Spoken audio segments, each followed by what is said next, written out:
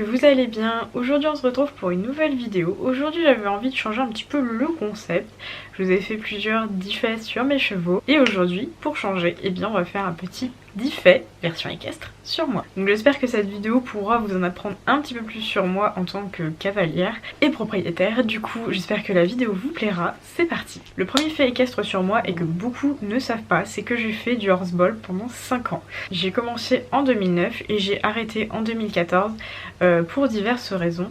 Alors j'avais commencé le horseball en 2009, un an après avoir débuté l'équitation, tout simplement parce qu'on m'avait proposé et que pendant les 16 c'était plutôt bien passé, ça m'avait plu comme sport, comme discipline, donc j'avais souhaité continuer le horseball. Il y avait une équipe de minimes à cette époque-là dans le centre équestre où j'étais à l'époque, donc c'était il y a un petit moment, maintenant c'était il y a 10 ans, voilà c'était il y a 10 ans. Et du coup j'avais commencé, j'avais monté diverses poneys et en février j'avais commencé avec un poney qui s'appelait Osbo à l'époque. Donc c'était un gros poney noir, une espèce de poney mérins. Et j'avais été à la motte avec lui. Donc on avait fini 5ème, c'était plutôt un bon résultat. On avait perdu le premier match et gagné les 2 suivants. Donc c'était plutôt sympa. Et ensuite j'ai continué le horseball pendant plusieurs années. J'avais commencé avec Sapristi mais... comme ceux qui ont regardé ma vidéo Notre Histoire le savent, j'avais arrêté parce que ça se passait mal et parce qu'on avait eu divers soucis avec Sapristi au horseball, ça se passait pas bien, je devais changer d'équipe parce que on m'avait dit que l'équipe dans laquelle je jouais était trop haute par rapport à mon niveau alors que c'était l'équipe avec qui j'avais toujours joué, enfin c'était un petit peu n'importe quoi, donc j'avais préféré arrêter. Et la jument ça ne lui convenait pas comme discipline, elle avait peur du ballon parce qu'elle s'était pris plusieurs ballons dans la tête. Donc en 2014 j'ai arrêté un an après avoir acheté Sapristi, tout simplement parce que ça n'allait pas.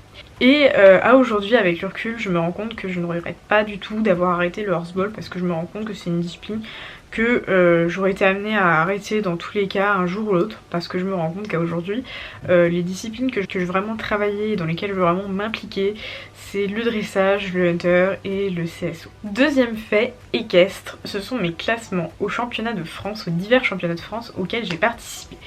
Au niveau du horseball, j'étais une fois championne de France et une fois vice-championne de France. Donc la fois où on a été vice-championne de France, c'était en 2012, on avait joué en critérium féminine, c'était à Cluny pendant les championnats féminins. On avait terminé deuxième, pas très loin de la première place, mais malheureusement on a perdu un match, ce qui nous a fait redescendre. En tout cas c'était la première fois qu'on jouait ensemble, donc c'était les critériums, c'était une catégorie un peu à part on va dire. C'était la première fois que toute notre équipe jouait vraiment ensemble. J'avais pas joué avec cette équipe là au long de l'année, même si je m'étais entraînée avec elle. On avait fini deuxième donc avec cette composition, c'était vachement bien, le cadre et tout. Cluny c'est un superbe cadre équestre on va dire, pôle. C'était vraiment très très chouette comme expérience. Et l'année d'après, on a terminé championne de France avec cette même équipe au championnat de France à la Motte Beuvron. En 2013 du coup c'était en club 1 féminine cette fois-ci et cette année là j'avais monté un poney pinoir, l'année d'avant j'avais monté une poney d'Isabelle qui s'appelait Katia et le poney s'appelait Sohan. Donc au niveau du horseball j'ai été tout d'abord vice-championne de France avec mon équipe et ensuite j'ai été championne de France avec toujours cette même équipe l'année d'après. Donc c'était plutôt très chouette comme expérience à vivre, je le souhaite vraiment à tous les cavaliers compétiteurs qui apprécient la compétition et le jeu de finir un jour sur le podium, c'est quelque chose d'unique. Ensuite, avec Sapristi, j'ai participé au championnat de France d'aptitude sport et loisirs. Donc il y a déjà des vidéos sur ma chaîne si vous voulez aller les voir et découvrir la discipline. C'est très sympa comme discipline. Et avec Sapristi, eh bien j'ai fini une fois championne de France puisqu'on avait réussi tous les exercices et que personne d'autre n'avait réussi. Donc on avait été classée première. Donc on avait été tout naturellement championne de France, donc c'était super sympa. J'ai beaucoup apprécié la discipline et si jamais je peux le refaire, je le referai avec grand plaisir. Et l'année d'après, donc en 2018, c'était en 2017, on avait recommencé mais cette fois-ci j'avais raté un exercice et du coup j'avais fini vice-championne de France parce que quelqu'un avait réussi tous les exercices. Donc on avait terminé vice-championne de France, qui est quand même un très beau résultat avec Sapristi, donc c'était également un super souvenir. Sapristi comme à son habitude, toujours aussi mignonne. Donc troisième fait équestre, et cette fois-ci on va parler un peu de propriétaire. Et bien le troisième fait c'est tout simplement que j'ai été propriétaire avant d'être demi-pensionnaire. Alors je sais que souvent c'est pas dans ce sens-là qu'on le fait, mais moi je l'ai fait parce que tout simplement j'ai jamais eu l'occasion d'avoir de demi-pension. En fait, pour ceux qui ne le savent pas, Sapristi, quand on a voulu l'acheter, en fait on était parti d'abord pour prendre une demi-pension dessus, mais le départ de mon ancienne coach a fait qu'on a finalement été contraint de l'acheter pour éviter qu'elle finisse un peu n'importe où et pour avoir l'assurance de l'avoir au final. Donc on devait l'acheter par la force des choses bien évidemment après la DP. Mais ça ne s'est pas fait et donc du coup on a directement acheté Sapristi. Et donc du coup j'ai été pour la première fois de ma vie demi-pensionnaire côté pas propriétaire du coup avec Darko et Espoir pour ceux qui s'en souviennent, même si ça a duré 3 mois je crois, même pas, puisque ça me convenait pas vraiment. Et donc du coup j'ai été demi-pensionnaire, donc avec Espoir en premier, donc c'était janvier-février 2019 et ensuite avec Darko de avril jusqu'à octobre 2019. C'était plutôt une expérience plutôt sympathique. Le quatrième fait équestre, c'est que tout simplement je n'ai jamais monté à Shetland de ma vie. Alors évidemment j'ai fait une séance de jeu avec un Shetland une fois, mais je considère pas ça comme monter à Shetland en fait. Vous savez, comme les petits enfants ils montent à Shetland en général quand ils ont 7 ou 8 ans, et bah moi ça ne m'est jamais arrivé tout simplement. Parce que j'ai commencé l'équitation un petit peu plus tard, je vais vous le dire après, ça va être un autre fait. Donc j'ai jamais monté à Shetland et honnêtement je regrette pas spécialement parce que quand je vois les petits enfants sur les Shetland ça me donne pas spécialement envie. Je trouvais ça plus intéressant, j'étais déjà plus grande, je montais des poneys qui savaient faire plus de choses que faire des petits tours en rond. Je trouvais ça un petit peu dommage et je trouvais ça pas très intéressant sportivement, donc je montais des poneys de club mais qui étaient plutôt bien dressés, donc voilà. Le cinquième fait, c'est que j'ai commencé à monter à cheval en 2008, donc c'est pas si vieux que ça, donc ça fait 12 ans maintenant que je monte à cheval en gros, et j'ai commencé en centre équestre, dans un centre équestre qui était dans l'Indre, qui est toujours, et j'ai commencé tout simplement parce qu'une de mes amies à l'époque m'avait dit tiens viens avec moi, et comme j'avais essayé et que ça m'avait plutôt plu, et bah je suis restée, j'ai pris une licence, une adhésion et du coup j'ai commencé les cours collectifs en groupe à poney en 2008 à la rentrée en septembre, donc quand je rentrais au collège au même moment. Donc voilà, c'est comme ça que j'ai commencé l'équitation, donc c'était il n'y a pas si longtemps que ça au final. Le sixième fait équestre, c'est que j'ai eu mon galop 7 en 2015, ça fait déjà 5 ans maintenant, j'ai du mal à réaliser que ça fait déjà 5 ans que j'ai mon galop 7. Et je me dis que au final, quand je l'ai eu, j'avais passé tous les examens du galop 7 sauf le cross en fait, tout simplement parce que pour le cross, et bah, le club où je l'ai passé en fait n'avait pas de terrain de cross et ne souhaitait pas emmener leurs chevaux sur un cross. Mais ma monitrice m'avait dit à l'époque, de toute façon si tu es capable avec ta jument d'enchaîner 110 cm en compétition avec elle, tu es largement capable d'aller sur un cross, je te fais confiance et je valide ton galop 7, il n'y avait pas de souci là-dessus. Donc j'avais passé le dressage avec une jument qu'on m'avait prêtée, une jument de club, et j'avais passé l'obstacle avec Sapristi. Donc c'était tout simplement faire un parcours à 105-110 cm sans faute. Donc j'avais réussi à la maison, et puis avec les concours qu'on faisait à l'extérieur il n'y avait pas de souci. Ma monitrice m'avait assuré que de toute façon l'obstacle était validé d'avance. Et j'avais bien évidemment passé la super théorie du galop 7 dont je me souviens pas de tout. J'avais eu une bonne note, j'avais eu 18 ou 19 sur 20, je me souviens plus exactement. Mais voilà. Septième fait équestre, ça fait 6 ans que j'ai Sapristi à la maison.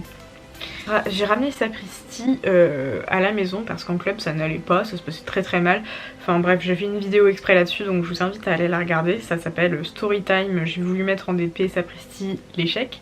Voilà, et j'en parle également dans notre Storytime sur notre histoire, donc si vous voulez aller checker un petit peu parce que je vais pas me répéter, c'est sur ces vidéos là que vous pourrez trouver les infos. J'ai ramené Sapristi à la maison en juin 2014, c'était le 25 juin 2014. Je l'ai ramené au pré, après on a monté l'écurie à la maison que vous voyez dans mes vidéos, les 2 box là. On a monté ça à la maison, on a fait le paddock et puis après bah une fois que l'été est passé, on a ramené Sapristi à la maison et on continue à louer le pré pour l'été, donc de mars jusqu'à novembre en bas de chez moi. Donc voilà, ça fait maintenant 6 ans. 8e fait équestre sur moi, c'est qu'avant Sapristi je montais uniquement que des grands chevaux. Je sais pas pourquoi, je suis pas très grande comme vous pouvez le savoir, je fais même pas 1m50 pour ceux qui ne le savent pas. Je montais que ça, tout le temps. Il y avait une seule jument que je montais qui n'était pas très grande, qui devait faire 1m60, 1m65 grand max. Et tous les autres vraiment c'était des géants, genre je vous parle de l'ordre de 1m78, 1m80. Je montais que ce type de chevaux là. Et ce qui est très étonnant c'est qu'avant Sapristi, quand je montais ces chevaux là, j'étais super à l'aise dessus. Vraiment je les adorais ces deux là. Je vous mets des petites photos si j'en retrouve. Je suis pas sûre d'en avoir beaucoup mais bon bah si j'en ai je vous les mets, si j'en ai pas je vous les mettrai pas. Donc la première c'était une jument bec qui s'appelait Pélissane. C'était une selle française, elle était vraiment magnifique. Moi je l'adorais, elle était trop gentille. Je la montais sur le plat et à l'obstacle, c'était vraiment trop chouette comme jument. Donc je vous mettrai des petites photos parce que c'est Pélissane, je sais que j'en ai. Et le deuxième cheval que je montais il s'appelait Ramsès. Malheureusement bah il est plus parmi nous aujourd'hui suite à un accident à cause de l'orage. Et du coup Ramsès il était encore plus grand que Pélissane, je crois qu'il devait faire 1m78 voire 80, je ne sais plus exactement. Enfin bref c'est un grand géant, comme il était d'une gentillesse, il était vraiment adorable ce cheval, enfin bref. Et donc ces deux chevaux je les montais très régulièrement avant d'avoir Sapristi, pour vous dire je les montais à chaque cours que j'avais en fait. Et je m'entendais vraiment très bien avec eux, on faisait du dressage et de l'obstacle principalement.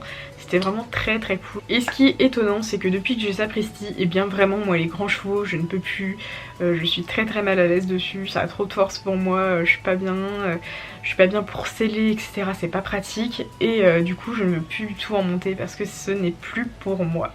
9e et avant-dernier fait équestre sur moi, c'est que contrairement à beaucoup de jeunes personnes qui montent à cheval, moi personnellement je n'ai jamais voulu travailler dans le monde de l'équitation. C'était pas un monde qui m'attirait plus que ça, hors du loisir, du sport.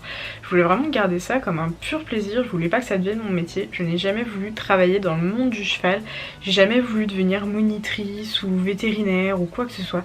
C'était pas quelque chose qui me branchait quand j'étais plus jeune et ça me branche toujours pas d'ailleurs. Du coup voilà, j'ai jamais voulu travailler avec les chevaux, j'ai jamais voulu travailler particulièrement avec des animaux en général, jamais voulu être vétérinaire etc. Je sais que c'est le rêve de beaucoup de personnes de devenir vétérinaire pour les chevaux ou monitrice d'équitation ou instructeur ou quoi que ce soit. Bah moi ça m'a jamais trop attiré, j'ai jamais voulu travailler dans le monde du cheval, c'est vraiment pas quelque chose qui m'attire. Donc voilà, c'est pour ça qu'aujourd'hui je ne travaille pas du tout dans le monde de l'équitation. Mis à part ma marque Sapristouche, mais bon c'est plus du DIY, de la création etc, de la vente plutôt que le monde du cheval pur on va dire. Ça n'a rien, je suis pas vraiment en contact avec les chevaux avec cette marque là. Et c'est pour ça d'ailleurs que sur mon travail où je travaille actuellement, en plus de ma marque, ça n'a strictement rien à voir avec les chevaux. Et enfin, pour finir, le tout dernier fait de cette vidéo, le 10e fait, c'est un fait que je trouvais un petit peu amusant de vous mettre ça dans cette vidéo là. C'est tout simplement quand plusieurs années de compétition avec Sapristi, je terminais 23 fois avec elle à la première place et j'ai été éliminée 3 fois, 3 belles chutes. Voilà, je trouvais ça amusant de vous le mettre dans cette vidéo. À chaque fois j'ai panaché avec la jument. Bien évidemment si je vous en parle sur ce ton là c'est parce que je n'ai jamais été blessée, mais surtout que Sapristi elle n'a jamais été blessée. Elle n'a jamais fait mal, ni jamais fait peur d'ailleurs. À chaque fois c'était des obstacles à la con, des petits verticaux comme ça, en milieu de parcours, milieu ou fin de parcours, même une fois c'était à la fin de parcours, je me rappelle. Et bien la jument sautait complètement à plat et on panachait par dessus l'obstacle et voilà.